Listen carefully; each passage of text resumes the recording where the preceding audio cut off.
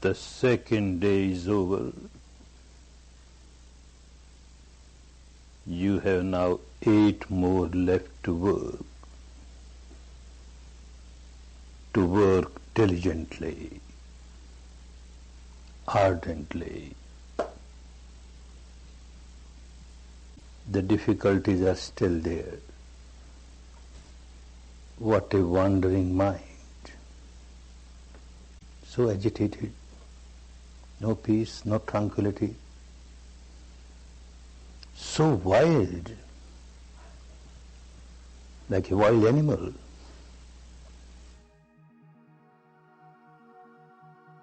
Hello there and welcome. This week I've got a lot of material, some from Gurdjieff, some from Evola and other sources. I hope it'll be interesting for you. Firstly, a couple of bits from Evola. He says, according to traditional man, the physical plane merely contains effects. Nothing takes place in this world that did not originate first in the next world or in the invisible dimension. In this sense, too, it is possible to see how the right takes hold and affects the development of all actions, destinies and ways of traditional life. In traditional societies, the action par excellence consisted in shaping events, relations, victories and defense mechanisms through the right, that is, in preparing causes in the invisible dimension. This is reminiscent of Siddharameshwar, who said that what is seen is unreal. The visible world is the afterglow of the inner world, which is above the threshold of light, and which contains causes and beings who live in that causal plane, beings who are part of creation, meaning the creative. Everything that you see is like the afterglow. It is the exhaust gas of the engine of life, and most human beings live in it, and that is why they perish in it. They are on the wrong side of the event horizon. Many people ask themselves about money. Is it meaningful?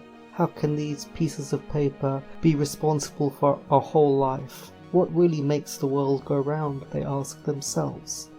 It seems that the truth is quite strange, and that our entire culture, the work we do and our rhythms of life is simply a vehicle within which we exercise our being particle duty, and our activities make the energies inside our bodies flow, and that energy has an effect on the cosmos, and that's really what our life is all about. Human beings have created a culture around their sense of these inner energies.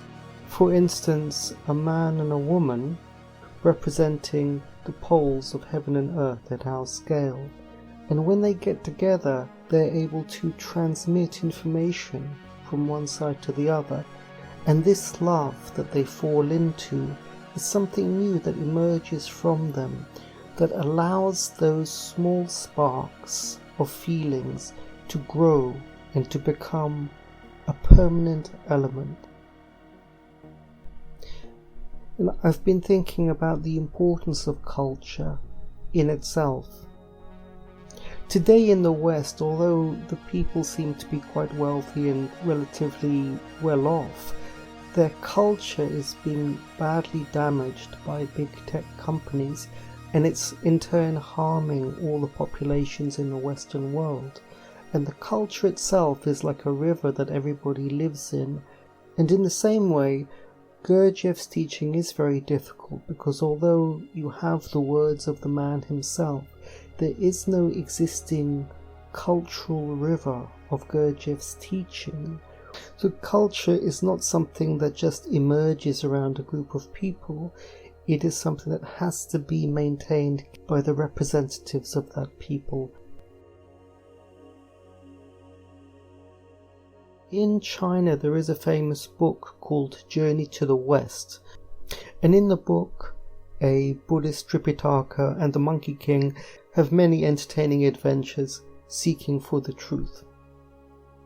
And I was wondering if there is any truth that Japan is the land of the rising sun and that California is way out west. In other words, if there is a truth that stratified across the surface of the earth is actually an octave that really does exist, and that in some way humanity rises in Japan and travels across Eurasia into Europe until it gets to North America. And looking at the world map, we can see that in the Pacific region there is a large section where there aren't any people, and if Earth was going to sleep anywhere, it would be there. When the sun is over the Pacific, because human beings are mostly sleeping at that time, the Earth can take a break. And that break does in fact end when the sun rises over Japan and humanity wakes up. If we think about the religions of the world, China and India have profound and concealed ancient spirituality. They are like the ancient and fundamental wells, the roots of human spirituality. And as the globe revolves, the sun flows over Europe and Christianity, eventually ending up in North America, where you have the unfoldment of Christianity, Protestantism, and finally in California you have the barbarian coast where anything goes. It does seem to follow that pattern. And what about the gigantic Africa and South America then? Well, Gurdjieff said that only part of humanity was evolving at any time. They were the growing tip, whereas other parts of humanity would be anchoring it and would represent the trunk of the tree. Only the outer edges of the tree are growing at any one time.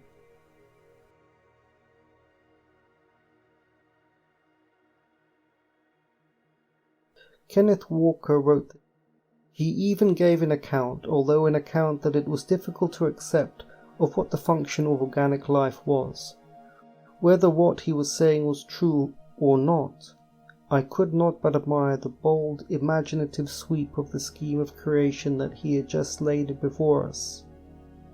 Man serves nature's purpose as he is, and so far as the universe is concerned, there is no need for him to change. Asleep or awake, with or without will, a machine or a man, he does all that is required of him. If he is to change, if he is to develop his latent powers, it must be for his own purposes and by means of his own individual struggles. Nature has brought his development up to a certain point and has then left him to his own devices. She will help him no more, but she has not denied him the chance of evolving further to a yet higher stage. But if this further evolution is to occur, it will not be by nature that it is brought about, but by means of man's own conscious struggles. It cannot happen mechanically. Will cannot be acquired involuntarily. Consciousness cannot be reached in sleep. No accident can change a machine into a man. For this to happen, unceasing struggle is necessary, and not only struggle, but knowledge of the way to struggle. But if both of these conditions are satisfied, if a man has knowledge and makes the necessary efforts, he can become something other than he is. And in the same direction, I had some thoughts about the pilgrims who went to North America. As they travelled across the Atlantic, it is as if they washed everything away when they reached the shores of North America. And today, as we see America fragment, it is interesting to look back at how America was founded and the prime symbol, or the inception, the initial feelings and thoughts of the pilgrims as they landed on the shores of North America. No doubt, leaving the Catholic Western world and the royalty and all those structures, they screamed freedom and had the sense of the open ocean. Of course, there were people living in North America, but they were soon killed. But when you hear Americans today scream of freedom, because as we know, nothing is for free. Everything has to be paid for. And what you're really hearing is the echoes of the pioneers of North America who rode around through the Great Plains and had a great sense of freedom that came from invading somebody else's land and taking something that they had not really earned. And I would say this Inception became the prime symbols of America that they still continue today. It is quite different from European culture, because in Europe you had many tribes right across the European continent who battled and fought with each other, sometimes winning, sometimes losing, hundreds of battles over centuries, and out of that there was a sense of fair play, of chivalry, of not kicking a man when he's down. That developed over centuries in Europe.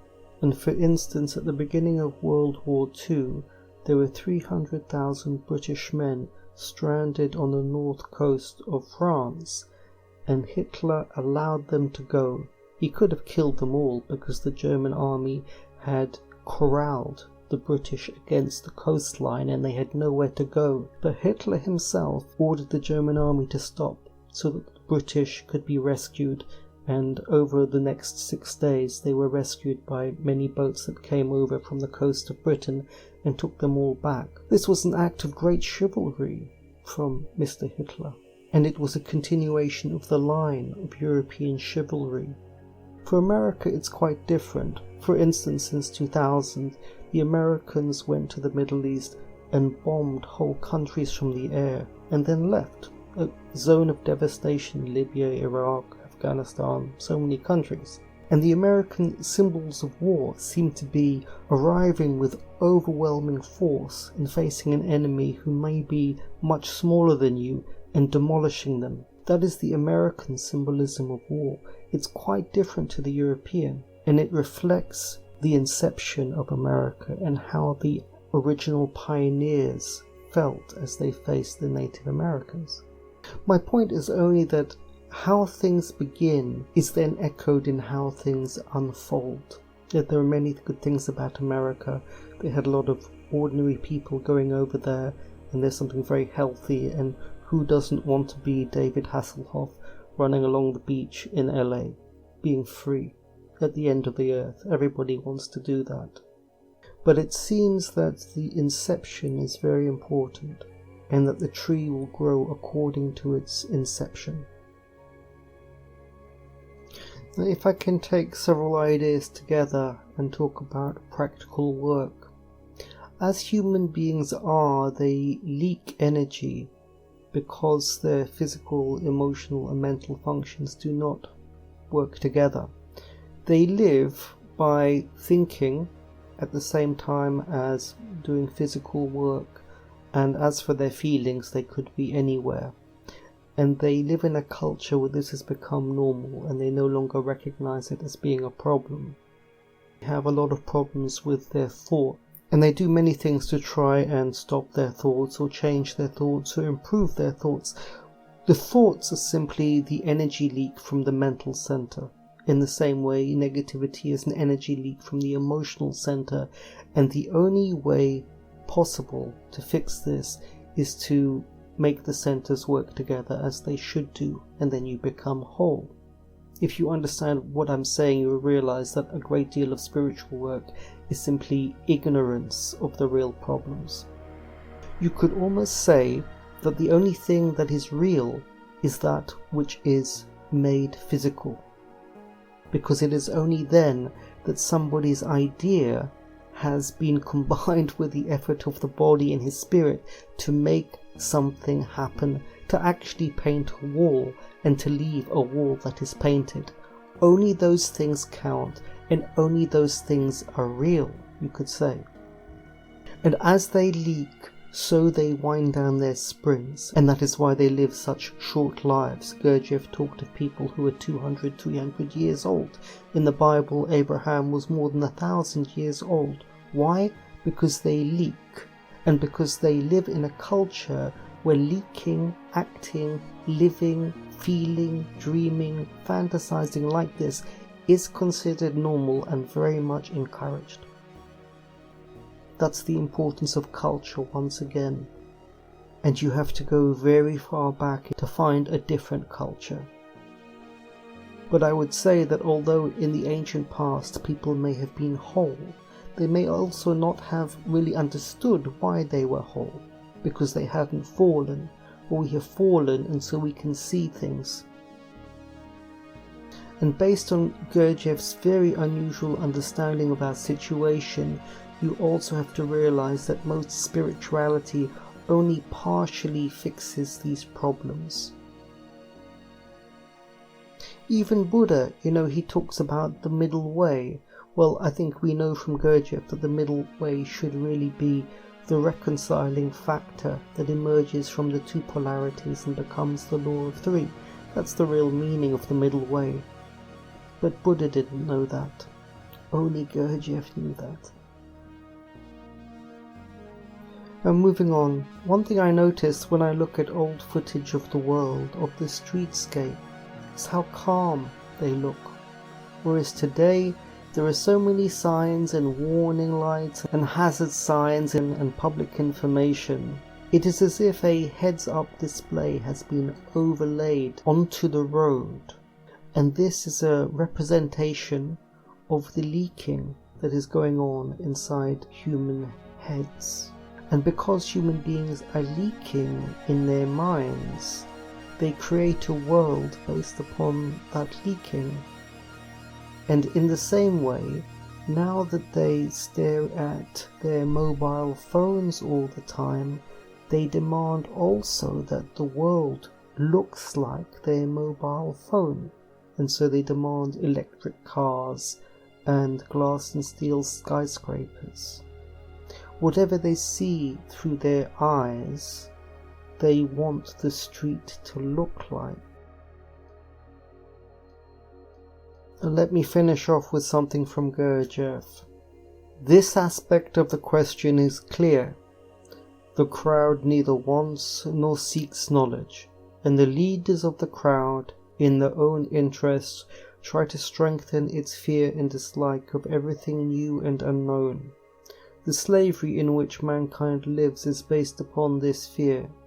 It is even difficult to imagine all the horror of this slavery.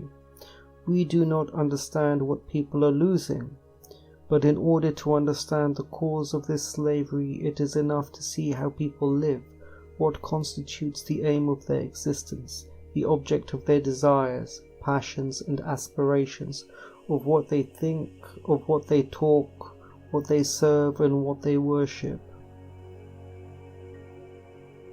Well, I find this quite a hard judgment by Gurdjieff, and although sometimes I agree with it, the fact is that human beings recognize that they're suffering, they recognize they think too much, they recognize their own negativity and habits and patterns, but the answers are not easy to find. A small thing that happened this week is that I was in church by chance attending a small mass with 3 or 4 people, and one of the old ladies there dragged in a rough sleeper because she wanted to be nice, and the rough sleeper proceeded to cough heavily over everybody and into the space. And many people are like that these days. They want to help, but they'll just kill each other, and that makes them very dangerous indeed. I noticed that almost nobody responds to these kinds of situations. They just sit there and sometimes they smile awkwardly, but they never actually get up and do anything. Well, I was not born like that. If we look once again at the line of world population, speaking as an engineer, I think there is absolutely no possibility of saving this situation. And as Gurdjieff has taught us, modern people are very much deluded by thinking that doing no spiritual practice is somehow normal, when it is not. Anyway, however you look at it, even if it's just to hedge your bets, I commend you doing something serious. I wish you goodbye.